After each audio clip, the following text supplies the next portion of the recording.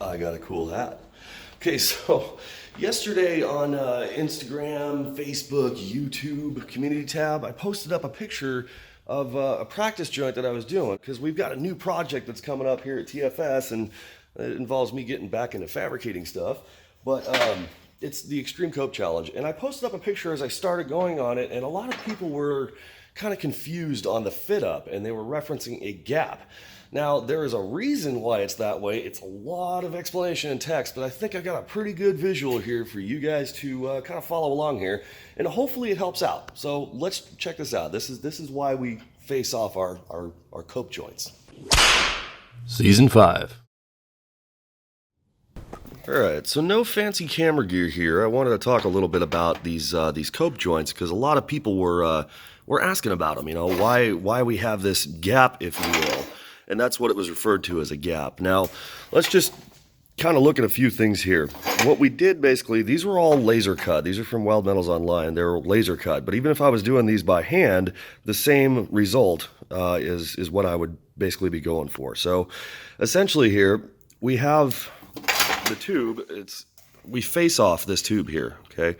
And the reason why we face off that tube is when you look inside here, the inner wall, or the inner diameter wall of the tube, is touching on all surfaces. Now at the top there, you see when I light it up right there, that is to clear this weld. Okay, so the process of this, we have to do this weld first, or on this tube, right?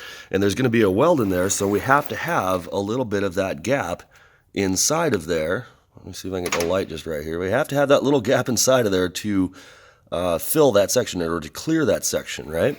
But the primary reason for facing off your notches or your copes like this, let's see if I get this dang camera in focus. The primary reason for doing this, we get much better root penetration down into the actual joint itself when you do this, when you notch them out like this and you face them off. Now, if you left them with that actual taper, if you will, on it, you would be welding into something so thin that it would be basically wasted energy going onto this tube, which would cause it to kind of want to melt back and not actually penetrate down into the root where we want all of our strength. Now, yes, at the end of the day, we are adding a little bit extra filler to fill that in and not underfill it. Not to be confused with undercut, underfill. We're not going to underfill that joint. We want it to be nice and flush over the top of it, much like these ones are here, okay? So if we take a look down into this actual joint here, look around the inner diameter of that wall, and you can see the weld poking through there.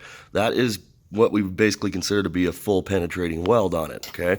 We'll look down on this side of it and take a look at that penetration profile on that, how much we actually got through. That's ultimately what we want.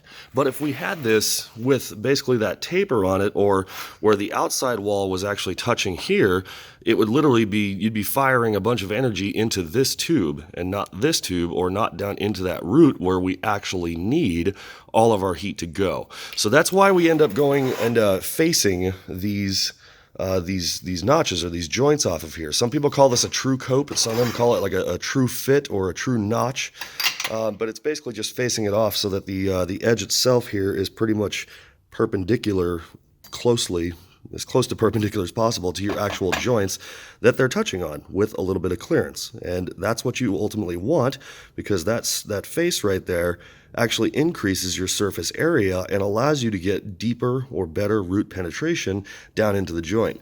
All of these joints are basically cut like this, and that's a pretty good thing. It allows you to really get in there, and that's what we want. So again, we'll take a look at one of these. Let me get my flashlight back out here. We'll take a look, and you can see that basically on all joints here, we have full penetration, which means we have the ultimate strength, and that's what we want. I hope this makes sense for everybody. Let me see if I can get down in here. Yeah, pretty solid all the way through. So that's why we do that.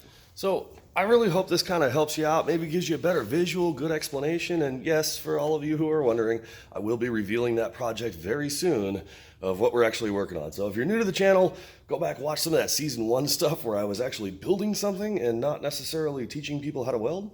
So definitely check that out. Now, let me just throw in just a little bit of a little tangent here, right? This discipline or this style is in tube chassis fabrication. These are not dookie chutes. This is not pipe work. So it's a very different discipline. I know there's a lot of people out here that think that, they know it all, but they probably do in their industry.